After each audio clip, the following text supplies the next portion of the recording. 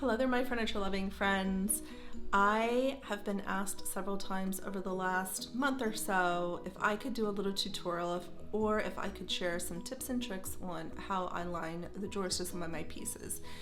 So even though I feel like I haven't quite gotten it down perfectly, I figured why not share some of the things that you might need to think about when lining the drawers to your pieces. So one of the questions I get asked often is, where do I source my wallpaper? Which I do use peel and stick wallpaper to line my drawers. And I pretty much exclusively purchase my papers through spoonflower.com. I've tried other avenues in which to source my paper. I've purchased it from Amazon and Home Depot. Way back when I was purchasing it off of wallpaperdirect.com, but I just keep going back to Spoonflower. It is definitely more expensive, but it is a very high quality product. I also love the selection that you get. I love the consistency, so I know no matter what pattern I pick, it's gonna be excellent quality versus sometimes when I'm shopping on Amazon, I may find a style that I like, but it's not necessarily a brand that I've used before, and it arrives and it's not necessarily one of my favorites. There's nothing wrong with that, but I am trying very hard to produce a quality end product, so I like just to stick with Spoonflower. It's what I know. With that being said, let's talk about the tools that you'll need to get started on your drawer lining project. So some of the things that you will need is you will need a tape measure, or I do have, it's not a yardstick, you could use a yardstick, but this is a metal ruler. This one only goes up to 24 inches. And this is also great because it serves as a straight edge, which is something that you will need. You can use a level as a straight edge, but I also have this scrap piece of wood that I use sometimes, but more often than not, I use this scrap piece of wood to kind of hold my paper down because it's been rolled up, and sometimes it just makes it easier to work with. I can use it to kind of hold down the one side of the paper. What you'll also need is you'll need a pencil or a pen. I typically use a Sharpie. I have this little skinny Sharpie that I use. And the last thing that you will need is, well, you'll need paper obviously, but the last thing you'll need to use to adhere the paper is a scraper. And if you order from Spoonflower, they send this with you with every single purchase. So I have a ton of these. Yeah, but you can buy these, again, you can purchase these off of Amazon as well, at any kind of craft store. Yeah, so let's get to it. I also forgot to mention that one of the things you'll need is a pair of sharp scissors so that you can cut the paper. I'm going to start with this small drawer because I only have so much workspace with having the camera set up, and but I'll go over some other tips and tricks. So what I do is I simply measure, and quite often I'll need to use my big tape measure on larger drawers, but really what I do is I measure the width. So this is 14.5 by the depth, 17.25. So 14.5 by 17.25. It's very, very important to make sure that your drawers are nice and clean, that there's not anything that's bumpy down there. Sometimes you might need to scrape it, but just give it a good cleaning so it can adhere properly. So on this particular paper, I am going to be measuring it up this way for my width. So I'm going to go 14.5. Right, we did say 14.5 by 17.25.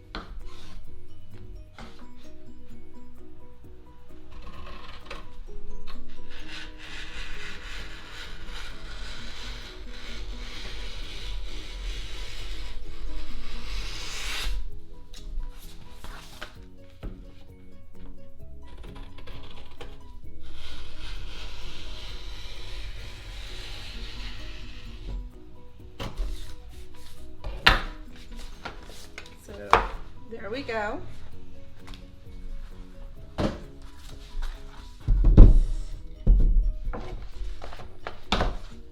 I usually then want to dry fit it in my drawer to make sure that my measurements weren't completely off. Now I will tell you that I am not perfect. Sometimes my scissors will kind of wave a little bit, and I don't let myself get too too upset about it.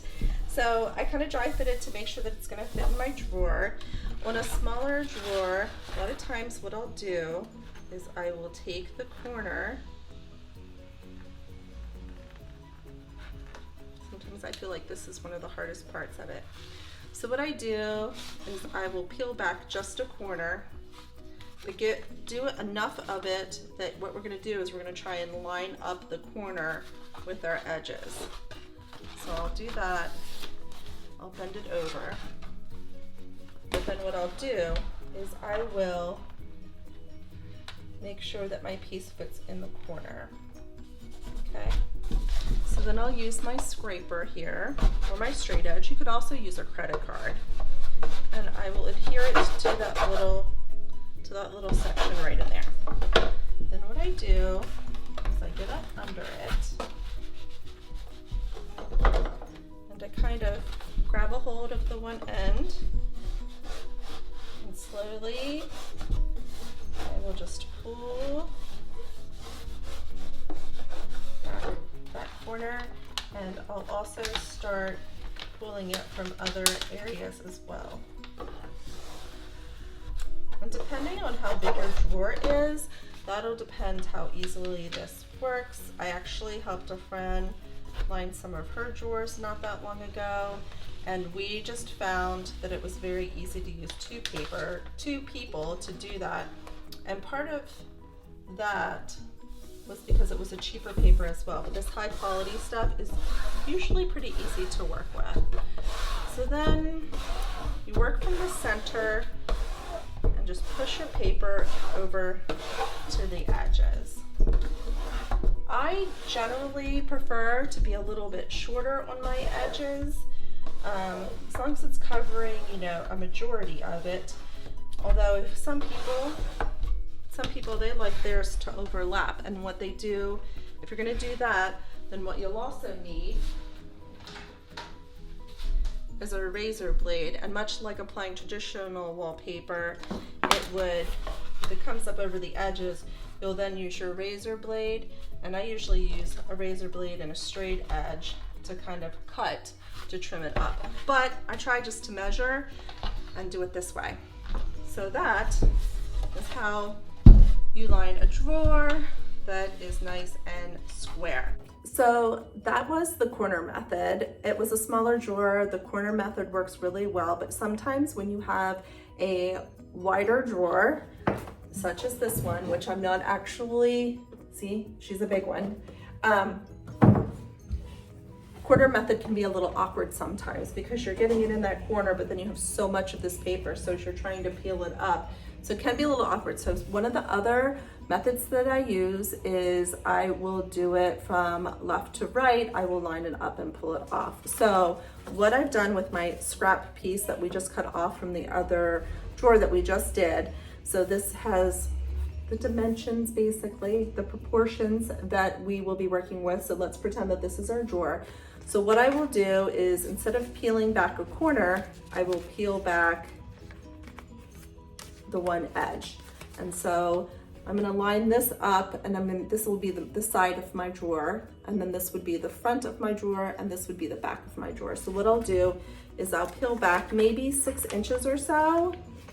I'll do it that way. So then I'll set it in there, and then I can kind of pull back on the piece like this. So sometimes this can just be a trickier, just larger drawers in general can just be a little trickier. And sometimes this can be frustrating to do it this way, because I find that sometimes if I don't have it lined up just right, then it'll kind of be a little bit askew. But the good thing is about peel and stick paper is that if it is too askew, then what I'll do is I'll just pull it up and start again and realign it.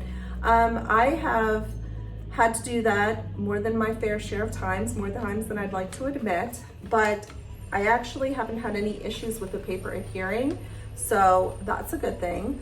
I do find that if I don't use a higher quality paper, sometimes the paper has ripped, and that can be a little frustrating because it can be expensive. Spoon flour, I don't have that issue because it's just such a high quality paper. I haven't had any issues when I've had to like peel it back up and realign it. So that is something to consider. And for as much as I work with the paper, to me, it's just to my benefit, but that doesn't necessarily mean that that's something you need to do.